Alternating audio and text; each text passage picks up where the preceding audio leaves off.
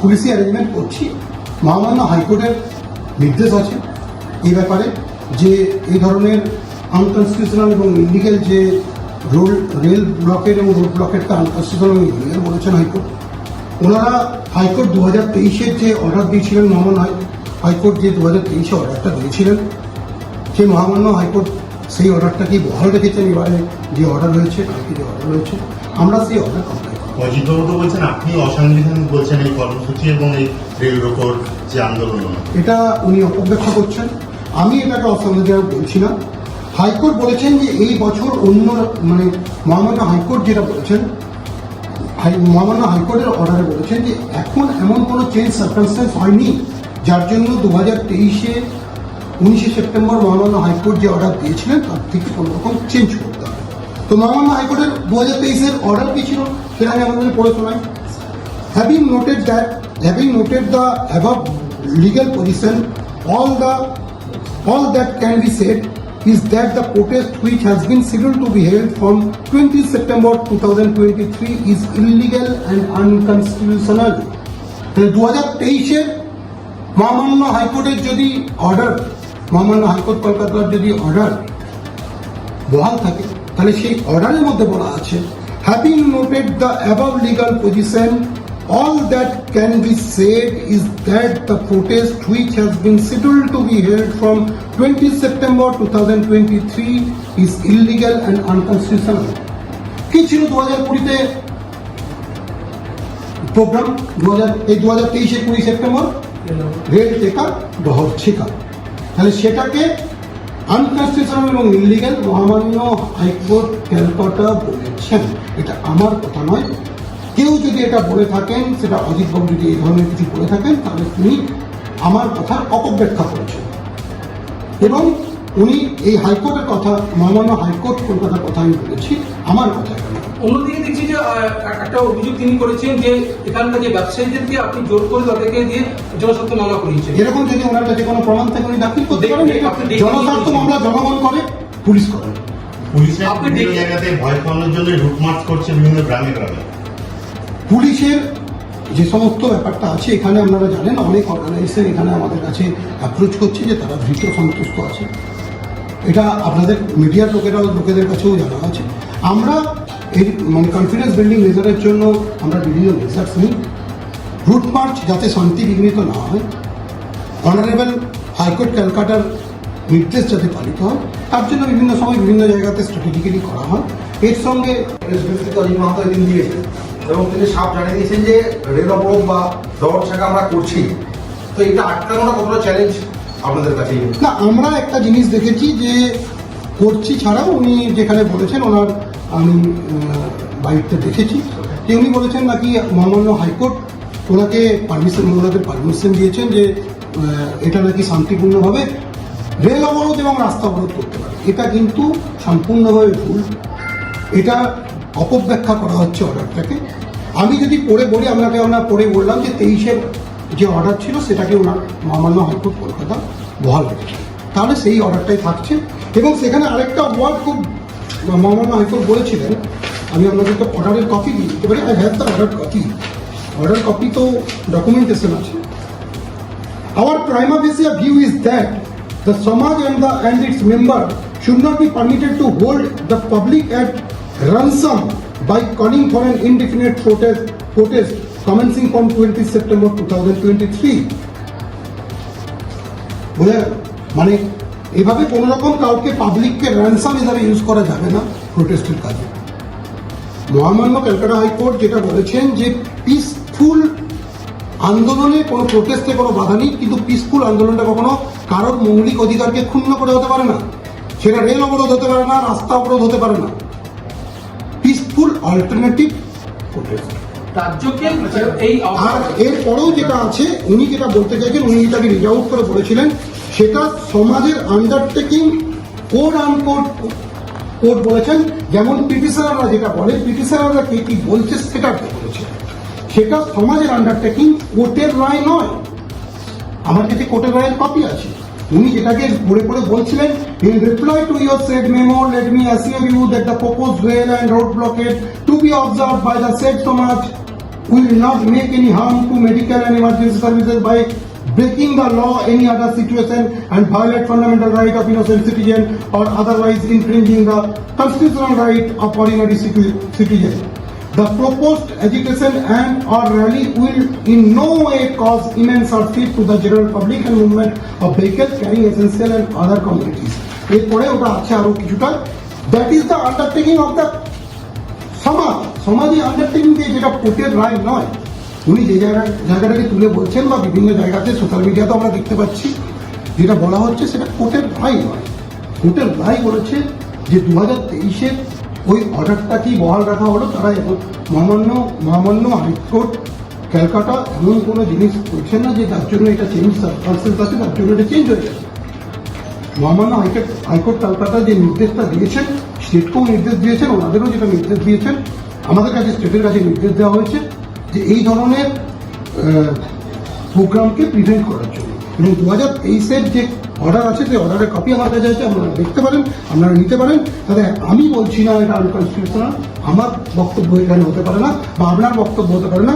আমি আবার পরে বলছি, having noted the above legal position, all that can be shed is that the protest which has been scheduled to be held from 20 September 2023 is illegal and unconstitutional. এটা আমার বক্তব্য নয়। আর মহামান্য হাইকোর্টের নির্দেশকে পালন করার জন্য আমাদের যে পুলিশ অ্যারেঞ্জমেন্ট নেওয়ার কথা আমরা সেটাই নিচ্ছি, যে পুলিশি ব্যবস্থা নেওয়ার কথা আমরা সেটাই নিচ্ছি। আপনাদের বক্তব্য আর অজিতবাবুদের পাল্টা বক্তব্য যে ওনারাও আন্দোলন করবেন, এক্ষেত্রে সাধারণ মানুষও তো উদ্বিগ্ন। কালকে সকাল করে ব্যাখ্যা করা যায় না, আমরা কোর্ট অন কোর্ট সেটাই বলছি যেটা মহামান্য কোর্ট নির্দেশ দিয়েছেন। যেটা অন্য কেউ বলছে সেটা আদিবাসী কর্মী সমাজ যে আন্ডারটেকিং দিয়েছিল সেটা আপনারা দেখতে পারেন, সেটা কোর্ট অন কোর্ট এখানে লেখা আছে, একদম কোর্ট অন কোর্ট। আপনারা যদি পড়েন আপনারা দেখতে পাবেন এটা কোর্ট অন কোর্ট বলা আছে।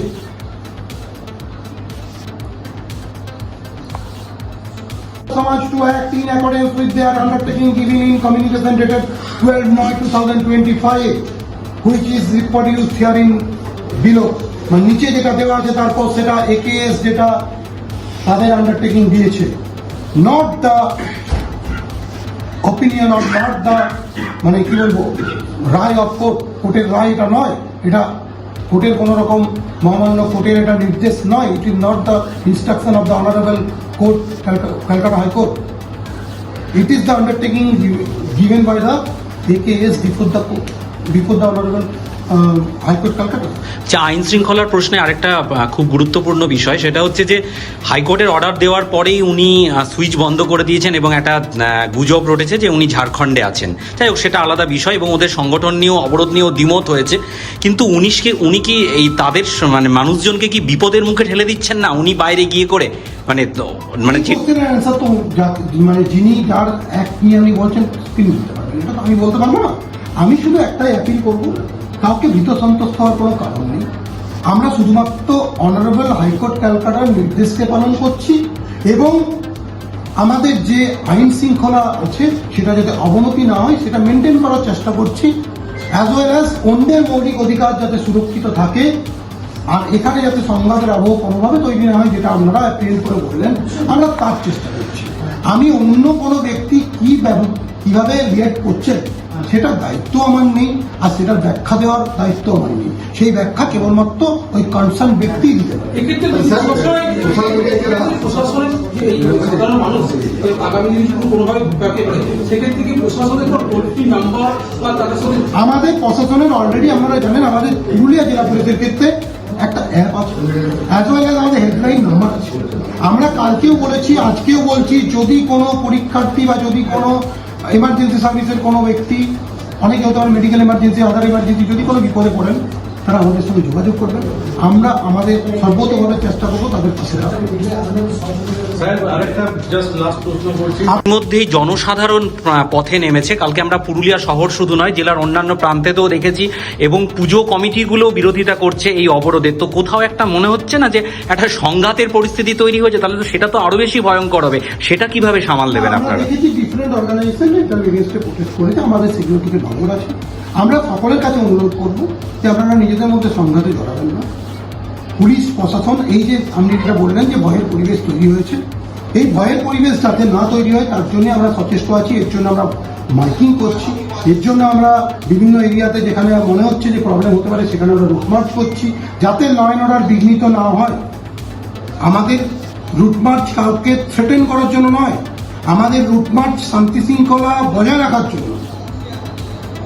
এই যে আপনি বললেন যে বিভিন্ন লোক রাস্তায় নেমেছে, তাদের মধ্যে সংঘাতের পরিবেশ তৈরি হতে পারে, আবহ হতে পারে, সংঘাতের আবহ তৈরি হতে পারে, কেউ কেউ ভীত হচ্ছে, এটা যাতে না হয়, পুরুলিয়ার জনগণ, আপামর জনসাধারণ যাতে শান্তিতে এবং সুরক্ষিত থাকতে পারে তার জন্য আমাদের রুটমার্চ করা, যাতে কেউ কারো মৌলিক অধিকার ক্ষুণ্ণ করতে না পারে এবং মহামান্য কোর্টের নির্দেশ যাতে পালিত হয় তার জন্যই আমাদের রুটমার্চ। তার জন্য আমরা মাইকিংও করছি এক্সটেন্সিভলি, আমরা প্রত্যেকটা পকেটে বলছি, আমরা জনসাধারণের কাছে আবেদন করছি কেউ আইন হাতে তুলে নেবেন না। আর কেউ যদি আইন হাতে তুলে নেয় তাহলে ল এনফোর্সিং এজেন্সি হিসেবে যদি সংঘাতের পরিবেশ কেউ তৈরি করতে চায়, কেউ যদি শান্তি শৃঙ্খলা বিঘ্ন করে, ল এনফোর্সিং এজেন্সি হিসেবে আমরা চুপ করে বসে থাকতে পারি না। We have to take opposite action to protect, to maintain the law and order and to protect the interest of the people in general. Sir বলছে একটা সোশ্যাল মিডিয়াতে একটা প্রশ্ন উঠছে যে হাইকোর্টের রায়কে বিশেষ করে বিশেষভাবে কিছু জায়গাতে প্রচার করা হচ্ছে, তাতে বলা হচ্ছে যে অ্যাম্বুলেন্সের বিষয়টা, এটা যে উল্টো রকম ভাবে বা ভুল ভাবে হাইকোর্টের রায়কে প্রচার করা হচ্ছে, এটা নিয়ে কোনো অ্যাকশন নেওয়া হবে? আমরা আপনাদেরকে বললাম, আগেই বলেছি যে এটা অপব্যাখ্যা করা হচ্ছে, এর লিগাল ব্যাপারটা আমরা খতিয়ে দেখব। মহামান্য কোর্টের নির্দেশকে বা রায়কে অপব্যাখ্যা করাটাও বেআইনি। আমি সকলের কাছে অনুরোধ করব যে এই ধরনের অপব্যাখ্যা করে জনগণকে বিভ্রান্ত করবেন না, এটা বেআইনি, এটা করা যায় না। সোশ্যাল মিডিয়াতে বিশেষ করে কিছু জন তারা একটা অন্যান্য কমিউনিটি যেগুলো রয়েছে তাদেরকে চ্যালেঞ্জ শোনানো করছেন এবং সেই কমিউনিটিগুলো এতে উত্তেজিত হচ্ছে। অন্যান্য আমরা সোশ্যাল মিডিয়ার উপর লক্ষ্য রাখছি, যদি কেউ এনমিটি প্রমোট করার মতো কোনো রকম পোস্ট করছে তার উপর আমাদের লক্ষ্য আছে। আমরা আইনগত ব্যবস্থা নেব, যা আইনের দ্বারা মানে আইনগতভাবে যেটা বেআইনি, যেটা আমাদের আইনে বেআইনি, সেই জায়গায় আমাদের নজর আছে। স্ট্রিক্ট ভিজিলেন্স আমরা সোশ্যাল মিডিয়াতে রেখেছি। সোশ্যাল মিডিয়াতে আপনি যে যা খুশি বলতে পারেন না, তার একটা প্রোটোকল আছে। তো সেটা যদি ভায়োলেটেড হয়, ল যদি ভায়োলেটেড হয়, we will take opposite action. Last প্রশ্ন, এর আগেও আমরা দেখেছি গত কয়েক মাস এই ধরনের বড় বৃহত্তর আন্দোলন কর্মীরা করেছে এবং সেই আন্দোলন রীতিমতো সফল। তো সেই জায়গায় দাঁড়িয়ে কালকের এই আন্দোলনটা যদি হয় সেক্ষেত্রে আপনাদের কাছে কতটা চ্যালেঞ্জ আন্দোলনে ঠেকানো? দেখুন, ল অ্যান্ড অর্ডার মেনটেন করাটা আমাদের কাজ, মহামান্য কোর্টের নির্দেশকে পালন করাটা আমাদের কাজ। চ্যালেঞ্জ পুলিশের কাছে সবসময় থাকে, চ্যালেঞ্জ নিয়ে আমরা ভাবছি, আমরা আমাদের কাজ কেন করছি।